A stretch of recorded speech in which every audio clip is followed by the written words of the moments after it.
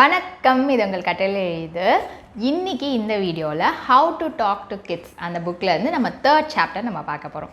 ஏற்கனவே நம்ம 2 சாப்டர்ஸ் நான் வீடியோ போட்டிருக்கேன். இது வரைக்கும் நீங்கள் அந்த வீடியோஸ் செக் பண்ணலைன்னா அதோட லிங்க் நான் டிஸ்கிரிப்ஷன் பாக்ஸில் கொடுக்குறேன், நீங்கள் போய் செக் பண்ணிக்கோங்க. இந்த புக்கில் 3rd டாபிக் என்ன அப்படின்னு பார்த்தோம் அப்படின்னா ஆல்டர்னேட்டிவ் டு பனிஷ்மெண்ட். நம்ம லாஸ்ட் சாப்டரில் என்ன பார்த்தோம், குழந்தைங்க நம்ம எப்படி சொன்னால் சொல் பேச்சு கேட்பாங்க அப்படின்ற மாதிரி நிறைய விஷயங்கள் நம்ம பார்த்தோம். இப்போ அதுவும் எல்லாமே ட்ரை பண்ணி எவ்வளோ பொறுமையாக சொன்னாலுமே எதுவுமே சொல் பேச்சே கேட்கல அப்படின்னா அடுத்தது என்ன பண்ணணும் அப்படின்றது தான் இந்த சாப்டரில் டிஸ்கஸ் பண்ணியிருக்காங்க. யூஸ்வலாக பார்த்திங்கன்னா குழந்தைங்க நம்ம சொல்கிற பேச்சை கேட்கலன்னா நம்மளுக்கு கண்டிப்பாக கோவம் வரும். ரொம்ப பொறுமையாக நம்ம சொன்னாலும் இப்போ 1 or 2 டைம்ஸ் நம்ம சொல்கிறோம், திருப்பி ரிப்பீட்டடாக அதையே பண்ணிகிட்ருக்காங்க அப்படின்னும் போது ஒரு ஸ்டேஜில் ஒரு பாயிண்ட் ஆஃப் டைமில் நம்மளுக்கு கண்டிப்பாக கோவம் வரும் இல்லையா. அதுக்கு நம்ம கத்தலாம், அடிக்கலாம், வார்னிங்ஸ் கொடுப்போம், இந்த மாதிரி நிறைய விஷயங்கள் நடக்கும் சொல்கிற பேச்சு கேட்கல அப்படின்னா.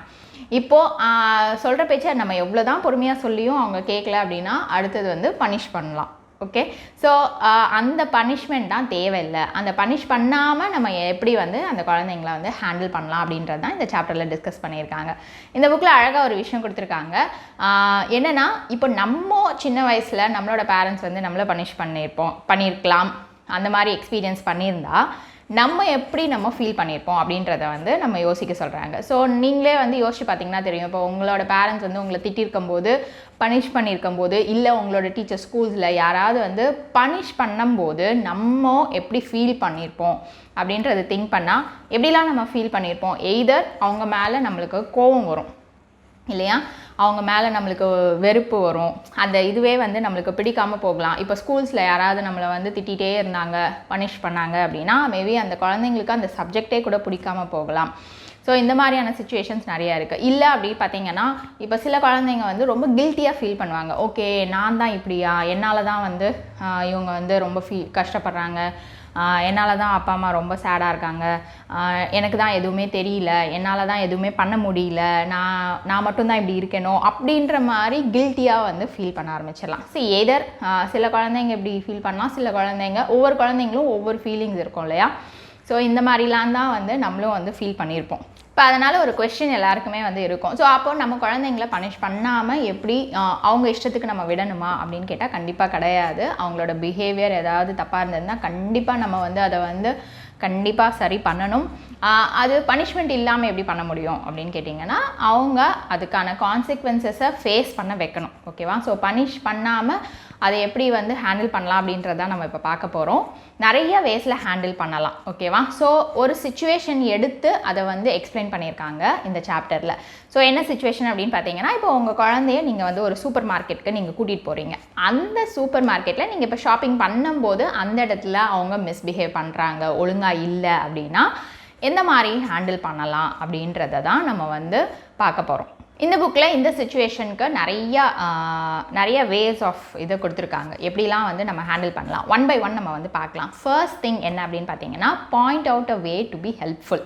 இப்போ நீங்கள் சூப்பர் மார்க்கெட் போகிறீங்க உங்கள் குழந்தையோட அப்படின்னும் போது, இப்போ உங்கள் குழந்தைங்க இங்கேயும் அங்கேயும் ஓடிட்டு அதை எடுத்து இழுத்து போட்டு கீழே எல்லாத்தையுமே தள்ளி அந்த மாதிரி பிஹேவ் பண்ணும்போது நீங்கள் என்ன பண்ணலாம் அப்படின்னு பார்க்கும்போது, இப்போ point out a way to be helpful. இந்த பாயிண்ட் என்ன அப்படின்னு பார்த்தீங்கன்னா, இப்போ நீங்கள் அந்த க்ராசரிஸோ வெஜிடபிள்ஸோ எல்லாத்தையுமே நீங்கள் ஷாப் பண்ணிகிட்ருக்கீங்க அப்படின்னா அவங்களையும் கூட ஹெல்ப் பண்ண சொல்லலாம்.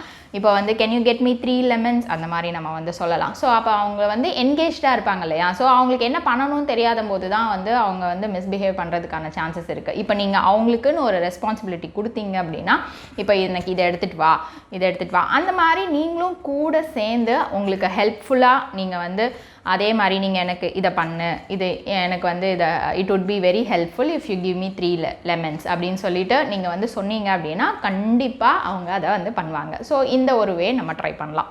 அடுத்த பாயிண்ட் என்ன சொல்கிறாங்க அப்படின்னு பார்த்தீங்கன்னா, எக்ஸ்பிரஸ் ஸ்ட்ராங் டிஸ்அப்ரூவல், அதாவது without attacking the child's character அப்படின்னு சொல்கிறாங்க. இது என்ன மீனிங் அப்படின்னு பார்த்தீங்கன்னா, கண்டிப்பாக இப்போ நம்மளுக்கு ஒரு விஷயம் பிடிக்கல, அது தப்பு, அவங்க பண்ணுறது தப்பு, இது நம்மளுக்கு பிடிக்கல அப்படின்னா கண்டிப்பாக உங்களோட தாட்ஸை எக்ஸ்ப்ரெஸ் பண்ணுங்கள். கண்டிப்பாக நீங்கள் வந்து சொல்லணும், இது எனக்கு பிடிக்கல, இந்த மாதிரி நீ ஓடிட்டு இருந்த அப்படின்னா ஷாப் பண்ணுறவங்களுக்கு, இந்த கடையில் இருக்கவங்களுக்கு எல்லாருக்குமே வந்து டிஸ்டர்பன்ஸஸாக இருக்கும். அதனால் இது வந்து கண்டிப்பாக வந்து பண்ணாத, இது எனக்கு பிடிக்கல அப்படின்ற மாதிரி ஸ்ட்ராங்காக உங்களோட தாட்ஸை நீங்கள் வந்து சொல்லணும்.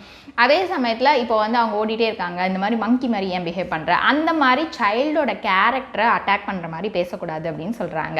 ஜென்ரலாகவே வந்து இப்போ சொல்லுவாங்க, குச்சிட்டே இருந்தேன்னா நீ ஏன் மங்கி மாதிரி இப்படி ஜம்ப் பண்ணுற, நீ என்ன மங்கியா, நீ என்ன டாகா, அந்த மாதிரி அவங்களோட கேரக்டரை நம்ம வந்து எதுவுமே வந்து நம்ம ப்ளேம் பண்ணாமல் உங்களோட டிஸ்அப்ரூவலை ஸ்ட்ராங்காக எக்ஸ்ப்ரெஸ் பண்ணுங்கள். நெக்ஸ்ட்டு ஒரு விஷயம் என்னன்னு பார்த்தீங்கன்னா, சாய்ஸ் கொடுங்க குழந்தைங்களுக்கு. இந்த பாயிண்ட் ரொம்ப ரொம்ப ரொம்ப ஒர்க் ஆகும். இது எப்பயுமே பார்த்தீங்கன்னா, இது சாய்ஸ் அப்படின்றது என்ன அப்படின்னு பார்த்தீங்கன்னா, அதாவது இன்ஸ்டெட் ஆஃப் அவங்களுக்கு வந்துட்டு நீங்கள் வந்து இப்போ பாரு ஓடினா நீ என்கிட்ட அடி வாங்க போகிற அப்படின்னு சொல்கிறத விட நீங்கள் என்ன பண்ணலாம், எய்தர் நீ வந்து என்னோட வந்து காமாக நீ வந்து ஷாப் பண்ணி அம்மாவுக்கு ஹெல்ப் பண்ணு, இல்லைனா நீ வந்து இந்த இடத்துல நீ வந்து குவைட்டாக உட்காந்துக்கோ, நான் ஷாப்பிங் முடிச்சுட்டு வந்துட்டு நம்ம 2 பேரும் நம்ம போகலாம் அப்படின்ற மாதிரி சாய்ஸ் கொடுங்க. எய்தர் திஸ் ஆர் திஸ் அப்படின்ற மாதிரி குழந்தைங்களுக்கு சாய்ஸ் கொடுங்க. கண்டிப்பாக வந்து ஒர்க் ஆகும். அண்ட் இன்னொரு விஷயம் என்னென்னு பார்த்தீங்கன்னா, இந்த சாய்ஸ் கொடுக்கறது வந்துட்டு எல்லா விஷயத்துலையுமே வந்து குழந்தைங்கக்கிட்ட ஒர்க் ஆகும். இப்போ ஃபார் எக்ஸாம்பிள் சின்னதாக பேசிக்காக டே டு டே நீங்கள் வந்து ஆக்டிவிட்டீஸ் பண்ண வைக்கிறதுக்கு, இப்போ மார்னிங் ஏஞ்சதுலேருந்து சில குழந்தைங்க பார்த்தீங்கன்னா அழுதுகிட்டே இருப்பாங்க இல்லையா, இப்போ நீ வந்து போய் குளிச்சுட்டு வா அப்படின்னா வந்து உடனே வந்து சில குழந்தைங்கள்லாம் பார்த்தீங்கன்னா அழுவாங்க, பண்ண மாட்டேன் அப்படின்னு வந்து சொல்லுவாங்க. ஸோ அப்போ நீங்கள் என்ன பண்ணலாம், இப்போ குளிக்கிறியா இல்லை 5 மினிட்ஸ் கழிச்சு நீ வந்து குளிக்க போறியா அப்படின்னு நீங்கள் கேட்கலாம். ஸோ அப்போ வந்து கண்டிப்பாக வந்துட்டு நீங்கள் ஒரு சாய்ஸ் அவங்க வந்து ஒரு டெசிஷன் எடுக்கிறதுக்கான இதை கொடுக்குறீங்க. ஸோ அப்போ வந்து கண்டிப்பாக இதை நான் இப்போ பண்ணுறேன் அப்படின்றத சொல்லுவாங்க. அதே மாதிரி தான் இப்போ ஹோம்ஒர்க் டைமாக இருக்கட்டும், ஸ்டடி டைமாக இருக்கட்டும், நீங்கள் வந்து இந்த மாதிரி சாய்ஸ் கொடுக்கலாம்.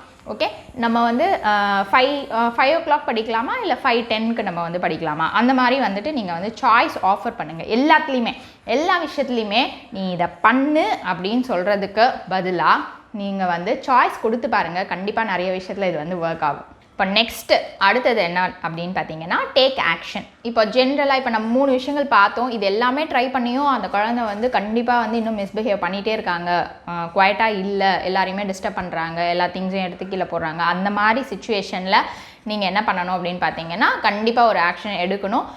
நீங்கள் எய்தர் அந்த இடத்துலேருந்து நீங்கள் வந்து அந்த குழந்தைய டைவர்ட் பண்ணி வெளியில் கூட்டிகிட்டு போயிடலாம். இல்லை அப்படின்னா கம்பல்சரியாக வந்து அந்த ஒரு கார்ட்டில் நீங்கள் வந்து ட்ராலி வச்சுருக்கீங்க அப்படின்னா அதில் கண்டிப்பாக வந்து உட்கார வச்சிடலாம். எதையுமே பண்ண விடாமல் அந்த இடத்துல ஸ்ட்ராங்காக நீங்கள் அந்த இடத்துலேருந்து நீங்கள் மூவ் ஆகி நீங்கள் அந்த ஷாப்பிங்கையும் நீங்கள் வந்து க்ளோஸ் பண்ணிட்டு நீங்கள் வந்து வெளியே வந்துடலாம். அப்படி வெளியே வந்துட்டாலும் அந்த குழந்தைங்களுக்கு புரியாது இல்லையா, நெக்ஸ்ட் டைம் திருப்பி வந்து அதே தான் ரிப்பீட் பண்ணுவாங்க. ஸோ அப்போ நீங்கள் வந்து அவங்க தப்பு பண்ணதுக்கான கான்சிக்வன்சஸை ஃபேஸ் பண்ண வைக்கணும் நம்ம கண்டிப்பாக. இது பண்ணனா கண்டிப்பாக வந்து அம்மாவுக்கு பிடிக்கல அப்படின்றது வந்து கண்டிப்பாக தெரியணும், அது தப்பு அப்படின்றது அவங்களுக்கு புரியணும். அப்போ நம்ம என்ன பண்ணணும் அப்படின்னு பார்த்தீங்கன்னா, இப்போ நெக்ஸ்ட் டைம் நீங்கள் ஷாப்பிங் போகும்போது அவங்கள கூட்டிகிட்டு போகாதீங்க, ஓகேவா. ஸோ அவங்க பிகாஸ் அது வந்து தெரியணும், அவங்களுக்கு தெரியாமல் நீங்கள் ஷாப்பிங் போயிட்டு வர்றது அப்படின்றது வந்துட்டு எங்கேயுமே வந்து அதை சேஞ்ச் பண்ண போகிறது இல்லை, அவங்களுக்கு தெரியாது. ஏன்னா வந்து அந்த இடத்துல அப்படி தான் பிஹேவ் பண்ணணும், இந்த இடத்துல இப்படி இருக்கணும் அப்படின்றது எல்லாமே வந்து அவங்களுக்கு புரியாது. ஸோ அவங்களுக்கு கண்டிப்பாக புரிய வைக்கணும் இல்லையா. ஸோ அப்போது நீங்கள் அவங்களுக்கு தெரிஞ்சே தான் நீங்கள் வந்து அவங்கள விட்டுட்டு நீங்கள் ஷாப்பிங் போகணும். அப்போ தான் அவங்களுக்கு புரியும். ஏன் என்னை கூட்டிகிட்டு போக மாட்டேங்கிற அப்படின்னா நீங்களே வந்து சொல்லலாம், ஸோ உனக்கு தெரியும் நான் ஏன் கூட்டிகிட்டு போகல அப்படின்றது, சரி சாரி நான் வந்து இனிமேல் பண்ண மாட்டேன் அப்படின்னு சொன்னாலுமே நீங்கள் உடனே நீங்கள் கூட்டிகிட்டு போகக்கூடாது, ஓகேவா. ஸோ ஒரு வாட்டி அவங்கள நீங்கள் விட்டுட்டு போனால் மட்டும்தான் அவங்களுக்கு புரியும். ஓகே நெக்ஸ்ட் டைம் வரும்போது ஓகே இந்த வாட்டி நம்ம வந்து ஒழுங்காக பிஹேவ் பண்ணலன்னா நெக்ஸ்ட் டைம் அம்மா கூட்டிகிட்டு வரமாட்டாங்க அப்படின்றது அவங்களுக்கு புரியும். ஸோ அப்போ எப்போயுமே வந்து எந்த ஒரு சுச்சுவேஷன்லையுமே அந்த கான்சிக்வன்சஸ் அவங்கள வந்து நம்ம ஃபேஸ் பண்ண விடணும். அண்ட் அடுத்த விஷயம் என்ன அப்படின்னு பார்த்தீங்கன்னா, ஸ்டேட் யுவர் எக்ஸ்பெக்டேஷன்ஸ், ஓகேவா. ஸோ இப்போ நீங்கள் வந்து ஒரு இடத்துக்கு நீங்கள் கூட்டிகிட்டு போகிறீங்க அப்படின்னா, இப்போ நீங்கள் வந்து ஜஸ்ட்டுக்கு நீங்கள் சூப்பர் மார்க்கெட்டே நீங்கள் கூட்டிகிட்டு போகிறீங்க அப்படின்னா முன்னாடியே வீட்லேயே நீங்கள் வந்து டிஸ்கஸ் பண்ணலாம். அங்கே போனேன்னா இந்த மாதிரி நீ வந்து அம்மாவுக்கு ஹெல்ப் பண்ணலாம், அங்கேயும் இங்கேயும் ஓடக்கூடாது அப்படின்றது உங்களோட எக்ஸ்பெக்டேஷன் என்ன அப்படின்றத நீங்கள் ஃபர்ஸ்ட்டே நீங்கள் வந்து செட் பண்ணுங்க, ஓகேவா. ஸோ குழந்தைங்களுக்கும் வந்து ஒரு மைண்டில் வந்து செட் ஆகிடும், ஓகே நம்ம இங்கே போனோன்னா இப்படி தான் இருக்கணும் அப்படின்ற மாதிரி செட் ஆகிடும். பிகாஸ் எதுவுமே எல்லாமே வந்து நம்ம சொன்னால் மட்டும்தான் வந்து அவங்களுக்கு தெரியும், ஓகே இது அப்படின்னு சொல்லிட்டு. நம்ம எதையுமே வந்து சொல்லாமல் நீ இது பண்ணாத பண்ணாத பண்ணாத அப்படின்னு நம்ம வந்து சொல்லும் போது அவங்களுக்கு வந்து புரியாது, ஓகே இது தப்பு இது ரைட்டு அப்படின்றது எல்லாமே புரியாது. ஸோ உங்களோட எக்ஸ்பெக்டேஷன்ஸை கரெக்டாக வந்து நீங்கள் செட் பண்ணுங்கள். நம்ம இப்போ பார்த்த இந்த பாயிண்ட்ஸ் எல்லாமே நீங்கள் வந்து ட்ரை பண்ணி பார்க்கலாம். இதில் வந்து ஒரு ஜஸ்ட் எக்ஸாம்பிளுக்கு தான் வந்து அந்த சூப்பர் மார்க்கெட் அப்படின்றத வந்து ஒரு சுச்சுவேஷனில் வந்து அந்த சுச்சுவேஷனுக்கு எப்படிலாம் ஹேண்டில் பண்ணலாம் அப்படின்றது கொடுத்துருக்காங்க. நீங்கள் இதை வந்து எல்லா சுச்சுவேஷன்லையுமே நீங்கள் அப்ளை பண்ணலாம். எவ்ரிடே லைஃப்பில் நீங்கள் வந்து ஒரு குழந்தை நம்ம சொல்கிறத வந்து கேட்கலன்னா என்ன பண்ணலாம் அப்படின்றத வந்துட்டு இந்த பாயிண்ட்ஸை இதை நீங்கள் வந்து அப்படியே அப்ளை பண்ணலாம். ஓகேவா? ஸோ இந்த ஆஃபர் சாய்ஸ் அப்படின்றது வந்துட்டு நல்லாவே வந்து ஒர்க் ஆகும். நீங்கள் வந்து மோஸ்ட் ஆஃப் த கேசஸில் நீங்கள் வந்து அந்த மாதிரி சாய்ஸ் கொடுத்து பாருங்கள். குழந்தைங்களுக்கு எப்போவுமே சின்ன குழந்தையிலேருந்தே இப்போ ஒரு 1 year 2 years குழந்தைங்களுக்கு கூட நீங்கள் வந்து சாய்ஸ் கொடுக்கலாம்.